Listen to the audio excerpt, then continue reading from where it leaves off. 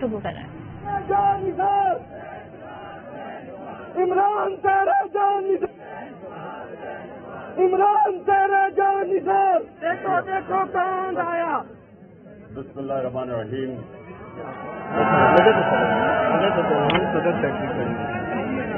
ایاک نعبد و ایاک نستعین.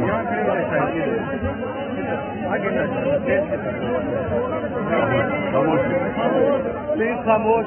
اللہ تیری عبادت کرتے ہیں, تیرے سے مدد مانگتے ہیں. میں آج سرگودا بار ایسوسی ایشن پریزیڈنٹ صاحب آپ کا شکریہ ادا کرتا ہوں.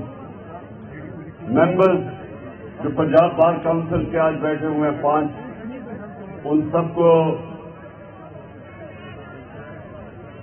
خوش آمدید بھی کہتا ہوں. آپ کا گیسٹ بھی ہوں اور ادھر آنے کا بھی آپ کا خیر مقدم کرتا ہوں. اور میری جو انصاف لائرز فیڈریشن ہے ان سب کو بھی میں آج خوش آمدید کہتا ہوں. اچھا جی, آپ تھوڑی خاموشی سے آپ نے میری بات سنی, آرام سے. لیکن میں پہلے تو آپ کو جو 26 سال پہلے میں اب اس جدوجہد میں آیا تھا جہاد میں, اس کا ایک مقصد تھا, اور وہ جو ایک بہت بڑا مسلمان ذہن ابن خلدون کہتا ہے, جس کو فادر آف ماڈرن ہسٹری سمجھا جاتا ہے. ساری دنیا میں مانا جاتا ہے کہ جو اس نے ماڈرن ہسٹری کی جو اس کی ابن خلدون کی جو فلسفہ تھا وہ دنیا مانتی ہے کہ پہلا اتنا بڑا عظیم ہسٹوریوگرافر تھا. تو وہ کیا کہتا ہے؟ کہتا میں نے جو قرآن کا مطالعہ کیا ہے تو میرا سارا جو نچوڑ ہے اس قرآن کے مطالعے کا وہ یہ ہے کہ اللہ نے انسان کو زمین پہ بھیجا یہ ایک چیز کے لیے ہے کہ میری زمین پہ انصاف قائم کرو. اب یہ آپ نے سمجھ جائیں, تھوڑی خاموشی. آپ نے ذرا ایک بات بڑی سنی ہے غور سے. دیکھیں, اللہ نے جب انسان کو اشرف المخلوقات بنایا, سب سے عظیم مخلوق, تو اس نے یہ بھی کہا کہ جب انسان اوپر جاتا ہے اس کی پرواز اوپر ہوتی ہے تو فرشتوں سے بھی اوپر چلا جاتا ہے, لیکن جب وہ گرتا ہے تو جانوروں سے بھی نیچے چلا جاتا ہے. تو انسان کے معاشرے میں اور جانوروں کے معاشرے میں فرق کیا ہے؟ 2 فرق ہیں. انسان کے معاشرے میں انسانیت ہے, ہمارے میں فکر ہوتی ہے کمزور کی. اگر واقعی انسانیت کا نظام ہے جو نبی صلی اللہ علیہ وسلم نے دنیا کی پہلی فلاحی ریاست بنائی تھی مدینہ میں, جس اصل میں انسانیت کو آگے رکھا گیا. زکوٰۃ پہلی دفعہ کانسیپٹ لے کے آئے کہ عام آدمی پیسے والوں سے پیسہ لو اور عام آدمی کے اوپر خرچ کرو, جو غریب ہیں ان کو اوپر اٹھاؤ. یہ بڑا عظیم کانسیپٹ تھا فلاحی ریاست کا, جو آج مجھے افسوس سے کہنا پڑتا ہے کہ اسکینڈینیویا میں اگر آپ جائیں تو آپ کو صحیح معنی میں فلاحی ریاست نظر آتی ہے, لیکن شاید ہی کسی مسلمان ملک میں وہ فلاحی ریاست نظر آتی ہے جو نبی صلی اللہ علیہ وسلم نے کانسیپٹ دیا تھا مدینہ میں. اور دوسری جو جانوروں سے اور انسان میں فرق ہے, جانوروں کے نظام میں انصاف نہیں ہے, طاقت کی حکمرانی ہے. جو طاقتور ہے اس کے لیے ایک قانون ہے, اور جو بیچارہ کمزور ہے وہ چھپتا پھرتا ہے, کوئی اس کی حفاظت کرنے کو لیے نہیں. انسانی معاشرہ ہوتا ہے جدھر ایک کمزور کو تحفظ دیا جاتا ہے، اس کو قانون کہتے ہیں. قانون تو کمزور کو چاہیے، طاقتور تو ویسے ہی کبھی قانون کے نیچے نہیں آنا چاہتا. صرف کمزور کو قانون چاہیے طاقتور سے تحفظ لینے کے لیے. تو یہ میں آپ کو صرف انیشل بتا رہا ہوں کہ میں نے جب 26 سال پہلے اپنی یہ اسٹرگل شروع کی تھی تو یہ 2 پرنسپل تھے، انصاف انسانیت، اور تیسرا خودداری. کیونکہ لا الہ الا اللہ انسان کو آزاد کر دیتا ہے، کسی کا انسان کی اور ہر قسم کی غلامی سے آزاد کر دیتا ہے. ایک حدیث ہے کہ لا الہ الا اللہ انسان کو غیرت دیتا ہے، کسی کے سامنے نہیں جھکتا وہ. تو یہ 3 پرنسپلز تھے. تو میں آج بات صرف انصاف کا کرنا چاہتا ہوں، اور میں آپ کے پاس اس لیے آیا ہوں کہ میں چاہتا ہوں کہ آپ اب میرے ساتھ مل کے اس ملک کی جو حقیقی آزادی کی جنگ ہے، آپ میرے ساتھ مل کے اس پہ شرکت کریں.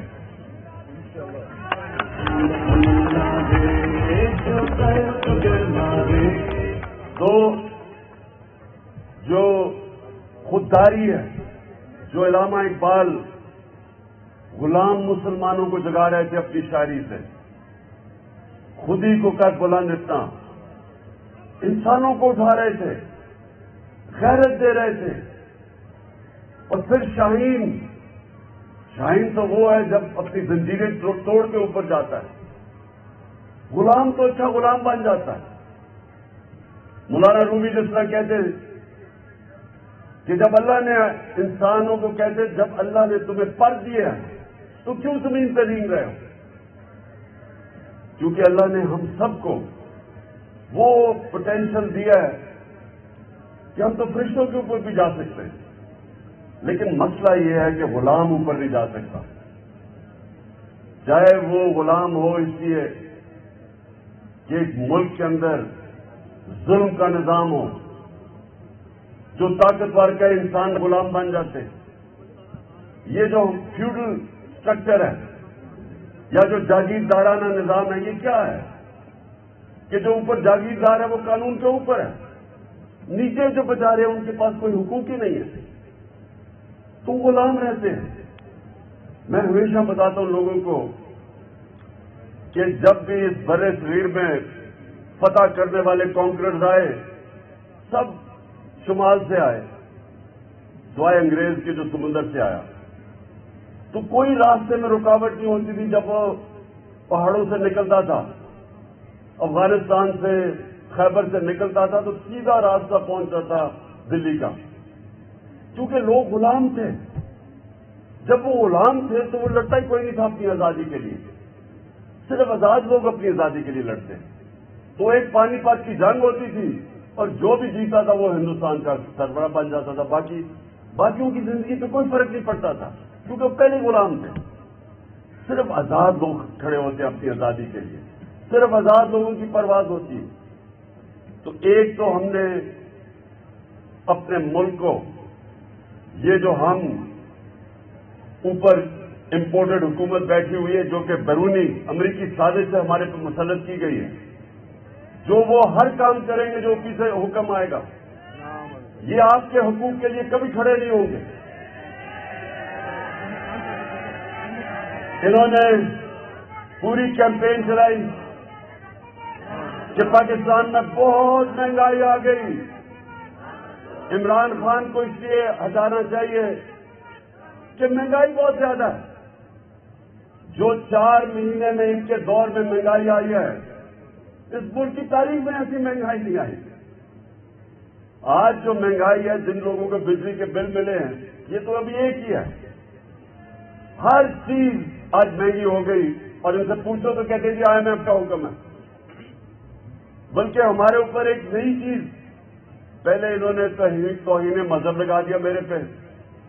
اب مدینہ میں جا کے لوگوں نے ان کو چور کہہ دیا، اس میں میرا کیا قصور تھا؟ میرے اوپر توہین مذہب، میرے اوپر یہاں FIR کاٹ دی. اب ایک منٹ اب شوکت ترین کے اوپر ایک اور نئی، اسے کہتے ہیں جی اس کو دفعہ لگنی چاہیے. وہ کیا ہے کہ جی اس نے IMF کی توہین کر دی. توہین IMF ایک اور FIR آپ کرنے لگی ہے. تو ایک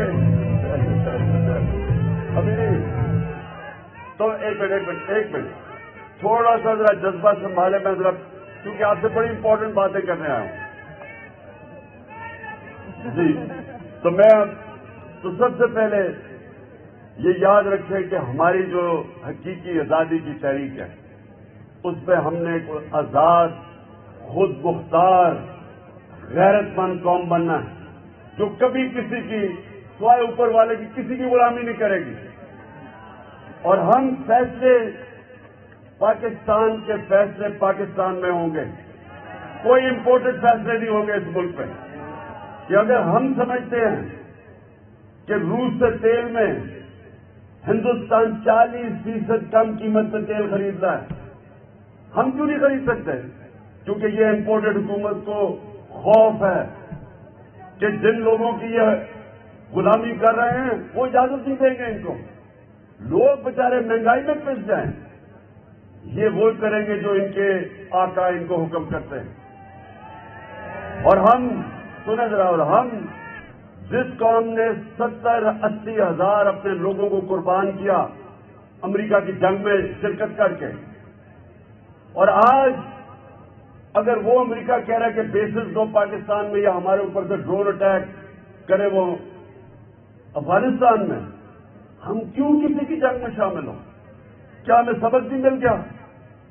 تو یہ دوسری چیز ہے کہ میں چاہتا ہوں کہ آگے سے میری قوم کبھی کسی کی جنگ میں شرکت نہ کرے, کسی کے لیے اپنے لوگوں کو ہم قربان نہ کریں. اور تو دوسری چیز جس کے لیے میں آپ سب کو تیار کرنے آیا ہوں, دیکھیں جو اس سے بھی بڑی جنگ ہے. حضرت علی کا قول ہے کہ کفر کا نظام تو چل جائے گا لیکن ناانصافی یعنی جو ظلم ہوتا ہے جدھر وہ نظام نہیں چل سکتا. ونسٹن چرچل دوسری جنگ عظیم, ہٹلر کی فوجیں فرانس میں کھڑی ہیں, بمباری ہو رہی ہے برطانیہ کے لوگ گھبرائے ہوئے ہیں کہ اب بچیں گے یا نہیں. تو وہ پرائم منسٹر ونسٹن چرچل سے پوچھتے ہیں کہ کیا ہم بچ جائیں گے؟ وہ جواب دیتا ہے کہ کیا ہماری عدالتیں انصاف دے رہی ہیں؟ جب انہوں نے کہا دے رہی ہیں تو اس نے کہا کوئی قوت ہمیں تباہ نہیں کر سکتی. جو آپ کی مجھے مدد کی ضرورت ہے, یہاں ہمیں انصاف کی جنگ لڑنی ہے, رول آف لا کی, قانون کی حکمرانی کی جنگ. یہ اس کے لیے آپ سب سے زیادہ ذمہ داری آپ کی ہے. پاکستان کی جو وکلا کمیونٹی ہے آپ کے اوپر اللہ نے ذمہ داری ڈالی ہوئی ہے. ہماری جو آخرت میں امتحان ہوگا وہ اس چیز پہ ہوگا کہ اللہ نے جو بھی آپ کو نوازا تھا اور آپ کو اس نے قانون کا علم دیا ہے, آپ باقی لوگوں سے بہتر جانتے ہیں قانون کو, آپ عدالتوں میں پیش ہوتے ہیں. آپ سے بھی وہ پوچھے گا کہ جب پاکستان میں ظلم ہو رہا تھا, کمزور کے لیے ایک قانون, طاقتور کے لیے دوسرا قانون, کمزور چوری کرے جیل میں اور طاقتور چوری کر کے NRO لے کے اور پرائم منسٹر بن جائے. یہ اس نظام کے متعلق حضرت علی نے کہا تھا کہ ایسا نظام نہیں چل سکتا. اور سارے دنیا کے اندر میں ساری دنیا پھرا ہوں, صرف امیر اور غریب ملکوں میں فرق ایک ہے کہ غریب ملکوں میں یہ ظلم کا نظام ہے, ناانصافی کا نظام ہے, اور امیر ملکوں کے اندر انصاف ہے. جدھر رول آف لا ہے ادھر خوشحالی ہے, اور جدھر جنگل کا قانون ہے وہ غربت ہے.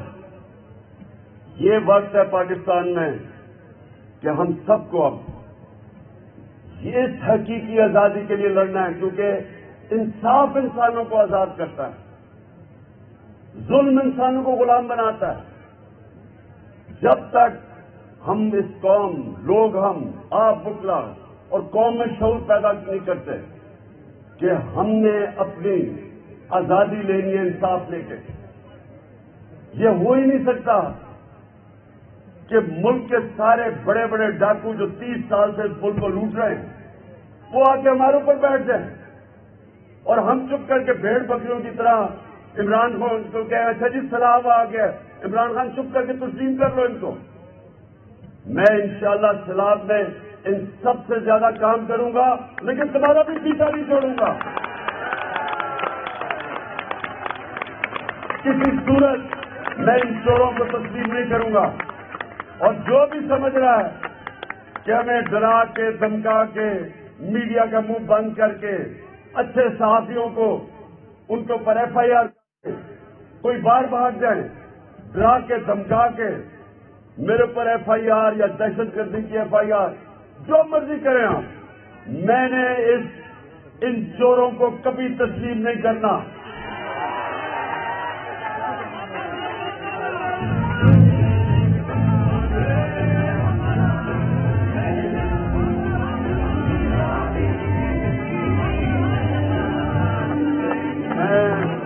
میں اپنے سارے پاکستان کے وکلا کو آج اس حقیقی آزادی کی تحریک میں دعوت دے رہا ہوں.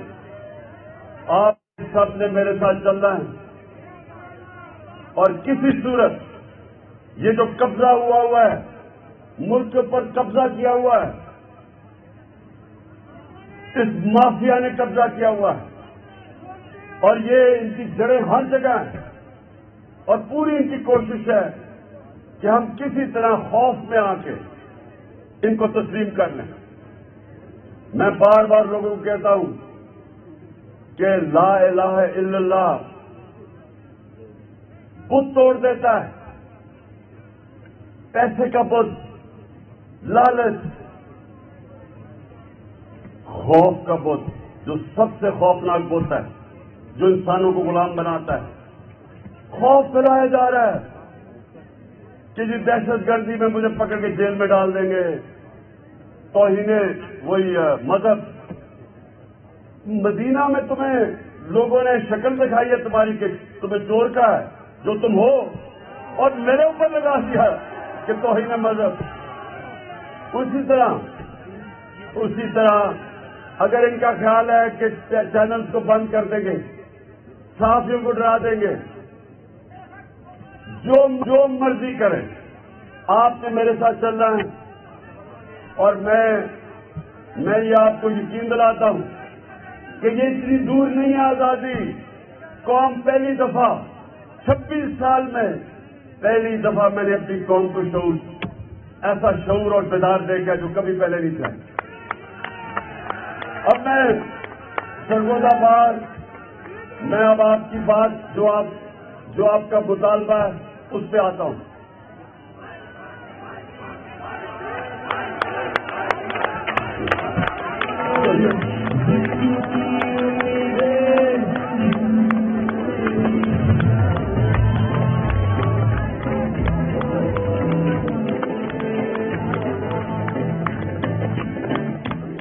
میں دیکھیں, سب سے پہلے تو میں آپ کو ایک بات کہنا چاہتا ہوں کہ پہلے میں اپنے ذاتی خیالات آپ کے سامنے پیش کروں گا اور اس کے بعد میں حل بھی آپ کو بتاؤں گا کہ ہم نے کیسے یہاں کو سرگودا میں ایک ڈویژنل بینچ لینا ہے جو آپ سب کا ہے. دیکھیں, میں ابھی پہلے میں اپنا ذاتی ویو, میرا ذاتی ویو یہ ہے کہ پاکستان کے اندر جو ہر ڈویژن ہے اس کو صوبہ بننا چاہیے. وہ میں اس لیے کہہ رہا ہوں کہ دیکھیے ایڈمنسٹریٹولی جتنا مینیجبل صوبہ ہوگا اتنا آپ بہتر لوگوں کی خدمت کر سکتے ہیں, آپ لوگوں کے مسئلے حل کر سکتے ہیں. یہی نہیں کہ صرف یہاں سے بکھر میاں والی سے اٹھ کے ایک عام آدمی کو جانا پڑتا ہے لاہور ہائی کورٹ. یہ صرف بات نہیں ہے, اور بھی مسئلے حل کرنے کے لیے اس کو لاہور جانا پڑتا ہے. میں یہ سمجھتا ہوں کہ آگے ہمیں یہ سوچنا چاہیے, اس کے اوپر ڈبیٹ ہونی چاہیے کہ ہم اگر زیادہ صوبے بنا دیں ڈویژن کو بنا دیں, اس کے اوپر ڈبیٹ کریں. ہوگا یہ مقصد صرف ایک ہے کہ عام آدمی کی زندگی آسان ہو. ہماری کوشش ہونی چاہیے کہ جو طبقہ مشکل زندگی گزارتا ہے اس کی ہم آسانی کیسے پیدا کر سکتے ہیں. میرا خیال کہ اگر یونٹ زیادہ بن جائیں, ان کے مسئلے وہاں حل ہو جائیں, لوکل گورنمنٹ سسٹم اچھا بن جائے, تو پہلی تو یہ چیز. اور دوسرا یہ بھی کہ انصاف, جس طرح میں نے شروع میں بات کی, سب سے امپورٹنٹ چیز ایک معاشرے میں انصاف ہوتا ہے. انصاف کے لیے بالکل لوگوں کو میلوں دور نہیں جانا پڑتا. اتنی سفر عام آدمی بالکل بات ٹھیک کہتے ہیں, وہ جا کے کہاں ٹھہرے گا, اس کو پیسے خرچ کرنے پڑتے ہیں, کرایہ دینا پڑتا ہے, وہاں رہنا پڑتا ہے. اور میں آپ کو یہ بھی بتاؤں کہ ساری دنیا کے اندر جب آبادی بڑھتی گئی تو صوبے بھی بڑھتے گئے. کیوں بڑھتے گئے؟ کیونکہ وہاں سب نے کہا کہ لوگوں کو ہم کیسے انصاف دے سکتے ہیں. آپ یہ سوچیں کہ پاکستان کی آبادی 40 کروڑ تھی. جب پاکستان بنا ہے تو اس کی آبادی 40 کروڑ تھی. آج 22 کروڑ ہے. 40 لاکھ نہیں 40 کروڑ. ہاں سوری 40 لاکھ. 40 پاکستان کی آبادی 40 ملین تھی اور آج پہنچ گئی ہے 220 ملین. سو جب اتنی تیزی سے بڑھی آبادی تو ان کو ہم نے سروس بھی وہی کیسے کرنا ہے. 40 ملین سے 220 ملین, اس کا مطلب کہ ان کے لیے آپ نے اور سہولتیں پیدا کرنی ہیں, تاکہ ایڈمنسٹریشن کا تو مقصد ہی ایک ہوتا ہے کہ لوگوں کے مسئلے حل کریں. تو اس لیے اس کے لیے ڈبیٹ کی ضرورت ہے. آپ کا جو بینچ ہے میں ذاتی طور پر سمجھتا ہوں کہ ضرور بننا چاہیے. میری صرف ایک ریکویسٹ ہوگی کہ اس کے اور بھی بار, مجھے پتا لاہور بار کے اندر بڑا وہ شور مچائیں گے, بہتر یہ ہے کہ ہم بیٹھ کے, اور میں بیچ میں پڑھتا ہوں, ہم بیٹھ کے ان کو کنونس کریں کہ یہ لوگوں کی بہتری ہے اس میں. اور میں آپ کے ساتھ مل کے ان کو کہوں گا کہ یہاں لوگوں کی زندگی آسان کرنے کے لیے اور انصاف دینے کے لیے یہاں ضرور, بلکہ ہر ڈویژن میں بینچ بننا چاہیے. اچھا, اب آخر میں آپ نے میرے سے وعدہ کرنا ہے کہ آپ نے سب نے میرے ساتھ پاکستان کی حقیقی آزادی کی تحریک میں شامل ہونا ہے. پاکستان زندہ باد.